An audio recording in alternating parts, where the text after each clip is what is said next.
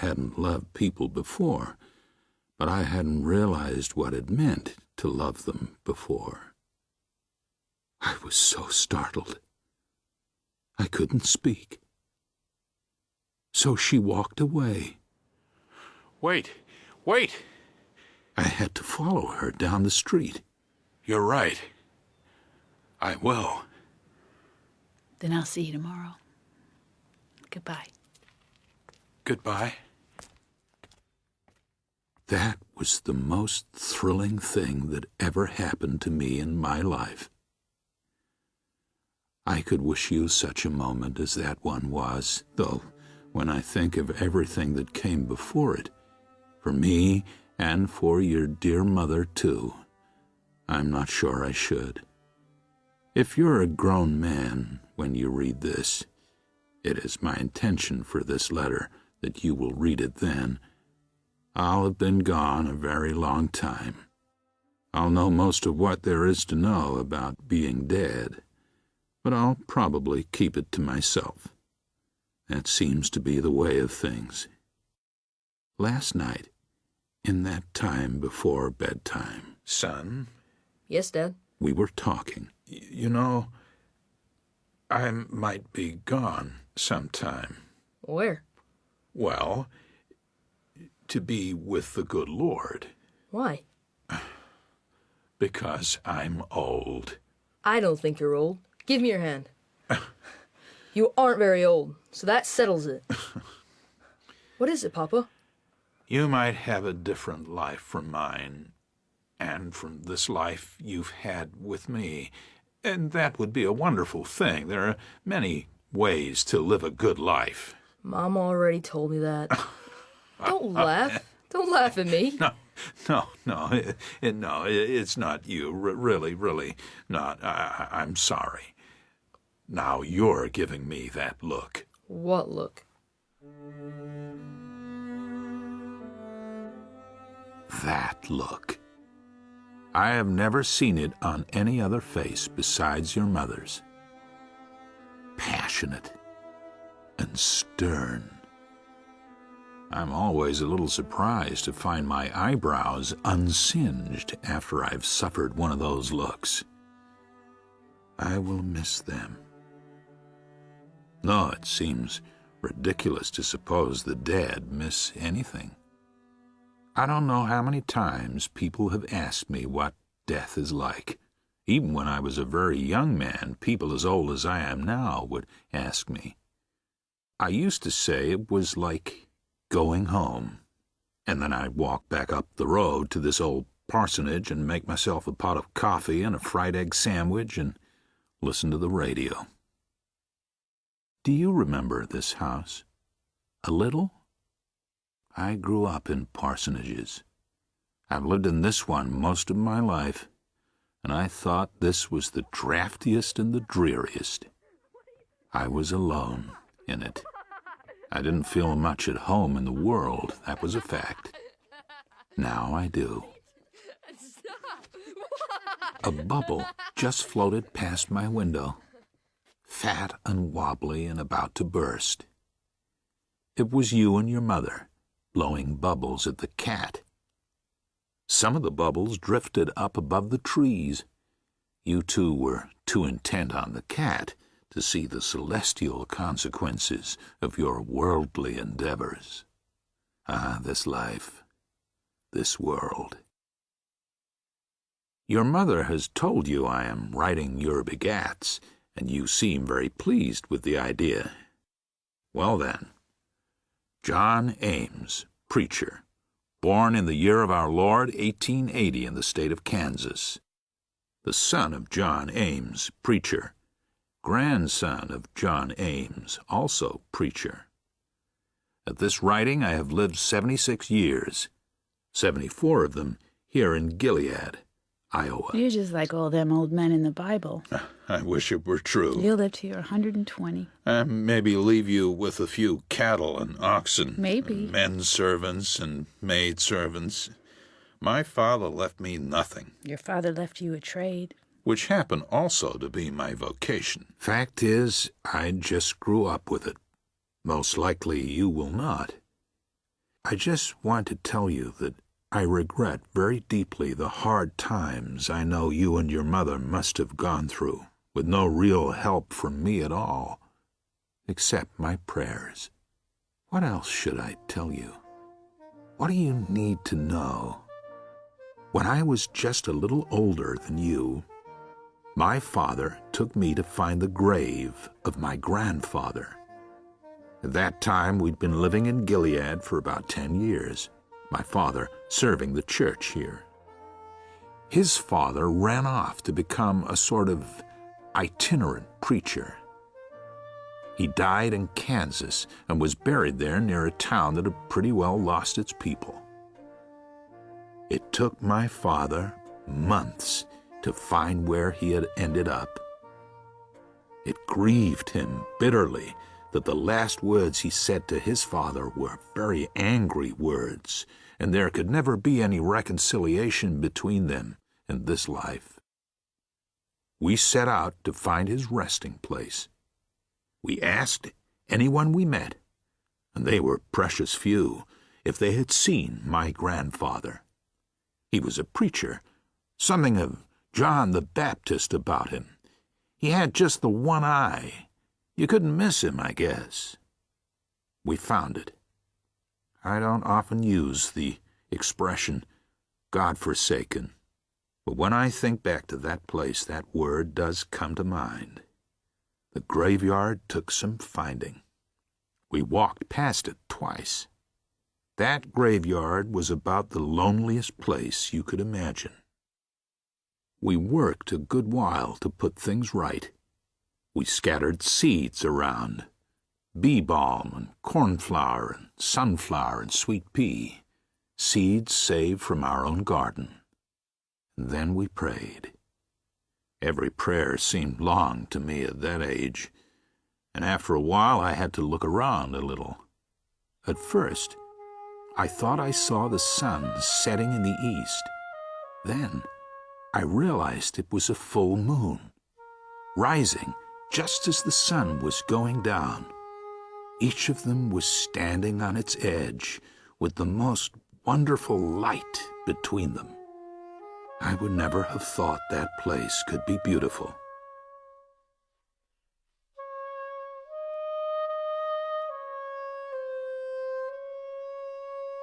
That journey was a great blessing to me. I realize looking back how young my father was then. He was a fine, vigorous man into old age. We played catch in the evenings until the sun went down and it was too dark to see the ball. Well, I was a fine, vigorous old man, too, until recently, and now my heart is failing. Angina pectoris has a theological sound, I fancy. You know, I suppose that I married a girl when I was young. We had grown up together. Well, she died in childbirth, and the child died with her. Their names were Louisa and Angeline. Boughton, my old friend, baptized her and gave her the name Angeline because I was over in Tabor for the day. The child was not expected for another 6 weeks, and there was no one to tell him the name we'd decided. She'd have been Rebecca. But Angeline is a good name. You remember Boughton? He's been there most of my life, and all of yours so far. Last Sunday we were over there for dinner. Lila, how wonderful to see you. You too, young John. Good evening, Glory. How is the old dog? Come in and sit down. Father will be pleased to see you. We had some news. What is it? Not bad. Ames, is that you? Come on in. I'll tell you later. Shh. Glory, what the heck are you whispering about? I'm not whispering, Father. You are just going deaf. Well, that's true enough. Ames, come in, sit down. Lila, young John. Sir? So, Glory, how long you home for? Let me just get the supper. I'll come and help. John, you stay with your father. Turns out her marriage failed. Father, I am not the deaf one here. There's no secrets in this town, and certainly not from Ames. Anyhow, it's a blessing for me having her home. There's less and less I can do. See these hands, boy? Yes, sir. All skin and knuckles. Arthritis. Been reduced to a heap of joints, and not one of them works. I expect you'd think I'm terribly old. No, sir. Younger than me. I certainly am. Boughton here married me and your mother. I know, Papa. As fine a preacher as I've ever heard. In my day. Certainly was. Baptized you, young John. Certainly did. Was a time Boughton here would baptize anything that moved. I believe they baptized a litter of cats once. No, surely not, John. True, true. Well, we were pious children. Very pious children. From pious household. In a fairly pious town, we were worried for the souls of those kittens. Where did you baptize them? In the church? What, in the creek? The old crooked-tailed mother cat found us and started to carry her babies off by the napes. We kept bringing them back, and she kept taking them, so in the end we never knew which had been born away still in the darkness of paganism. Or which had a double dose of God's blessing. Didn't you ask your pa? Do I remember that? Do I? I did. Well, I was worried. So I asked, in the most offhand way, what would happen to a cat if one were to, say, baptize it. He was a man who acted from principle. Well, that's certain. Always acted from a faithfulness to the truth. As he saw it. What did he say, Papa? He replied that the sacraments must always be treated with the utmost respect. Was that an answer? I don't know. It wasn't what I was asking. I surely did respect the sacrament. But we thought the whole world of those cats. Good thing for them we weren't Baptist. Would have been total immersion. They would have been half drowned. Come on now, Father, let's have supper. So what did happen to the cats? Who knows? So happens I do. We kept one, Sparkle. Made a very respectable house cat, lived to a ripe old age. In fact, I think our Soapy is probably a distant relative. Talking of baptism, Ames, we had news that your namesake is coming home. Might be coming home, Papa. Only might. My namesake? Jack. Ames, what is wrong with you? Jack Boughton.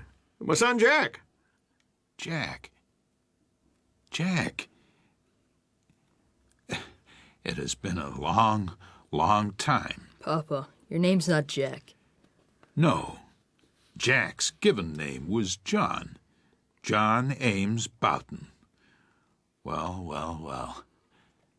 Jack is coming home. Well, he called. Grace. Glory, ask a blessing on this food before we all start. Very well, Father. Dear Lord, Jack thank Boughton. you for your blessing on us. I suppose I might tell you a story about him, too. A lost sheep, a lost coin, the prodigal son, not to put too fine a point on it. Maybe another time.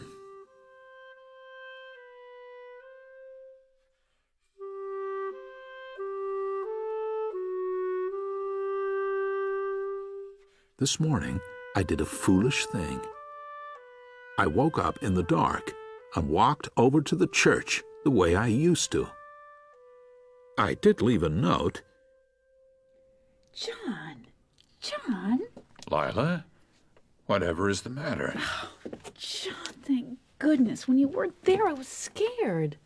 I left a note. I know, I read it, but I had this fear. What? Tell me, Lila. I thought you'd taken yourself off by yourself. What? To breathe my last? I was scared. Well, wouldn't be a bad idea to my way of thinking. But no, I was just fretting about my old sermons. Look at them all. My grandfather spoke as the Spirit moved him. My father always preached from notes, but I wrote my sermons out word for word. There are boxes of them in the attic. I should probably do something with them. Read my way through 50 years of my innermost life. There's stacks of them in this closet. And that's just the recent ones. There are even more in the attic. It's your life's work. Pretty nearly, yes. I should burn them. John, no. If I don't, someone else will sometime, and that's another humiliation. I'll get them down for you to look at. I don't think so. I'm not sure I actually said anything worth saying. Tell the truth, I'm a little afraid of them. I'm proud of them. Look at all those books of sermons and prayers. I might find I was just trying to keep myself occupied in a long, dark time. If someone came to the house for me and found me writing, generally they would creep away. But so many. How many a year? Say 50 sermons a year. For 45 years. Are we counting funerals? There have been a fair few of those. No. That's 2,250.